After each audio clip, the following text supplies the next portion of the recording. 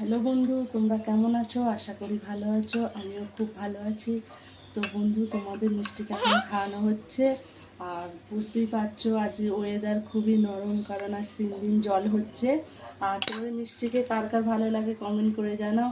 আর তোমাদের মিষ্টিকে আরও সাপোর্ট করো, তোমাদের মিষ্টি যেন সাপোর্ট পায়। টাটা করে দাও বন্ধুদেরকে, জিজ্ঞেস করো কেমন আছো। টাটা করে দাও, টাটা করে দাও বন্ধুদেরকে, টাটা করে দাও। হ্যাঁ বন্ধু, চা, হ্যাঁ। তো চা খাচ্ছে, চা বলছে।